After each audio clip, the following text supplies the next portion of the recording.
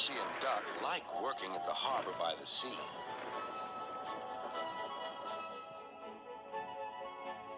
On a clear summer's night, there's no better place to be.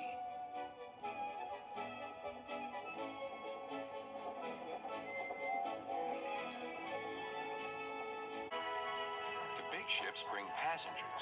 Cargo ships carry machinery and other things. Duck and Percy puff backwards and forwards with the crates of cargo as they are loaded and unloaded by the quayside. One morning, Duck and Percy noticed that the horizon was packed with sails flapping against the blue sky. I wish I could sail to faraway lands, sighed Duck. Engines can't go sailing, snorted Percy, because engines can't float. Duck still had his dreams. Suddenly, they were rudely interrupted.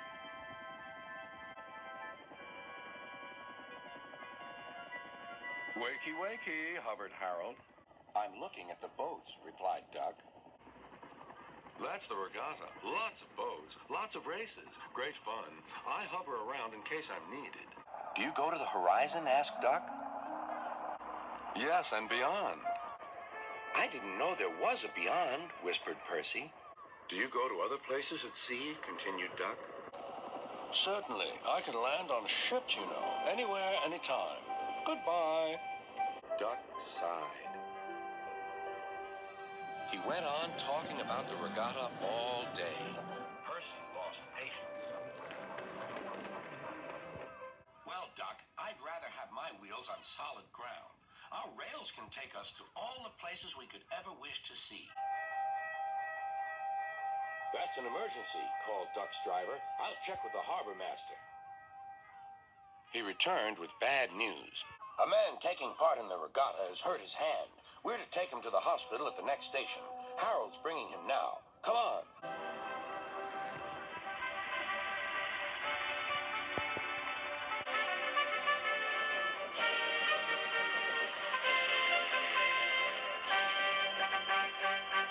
Good to see you again, Duck, whirred Harold as he landed carefully on the platform.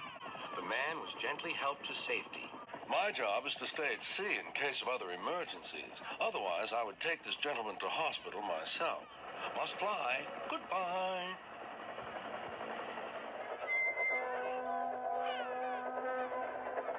Duck set off on his journey. Soon he was steaming well, and his wheels were thundering along the track.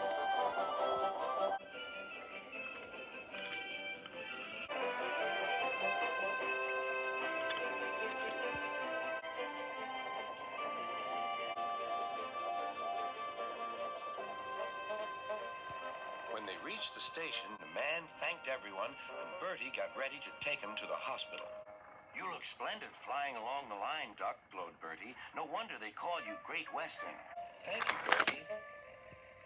Percy's right, he thought to himself. Engines are happiest when their wheels are firmly on the rails.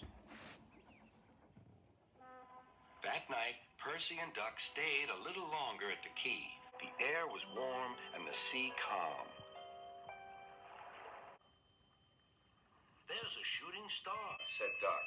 Don't be daft, laughed Percy. It's Harold. Look, he's hovering overhead.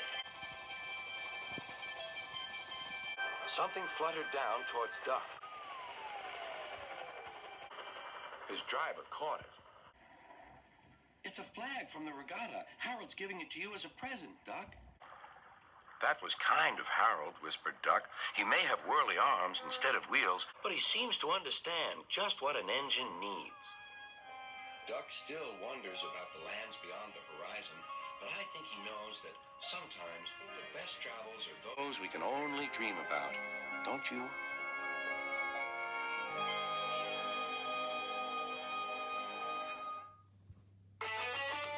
Hi everyone, it's Thomas. If you like this episode, hit the subscribe button or send a comment and let me know what other big adventures you would like to see. And remember, little engines can do big things. See you next time.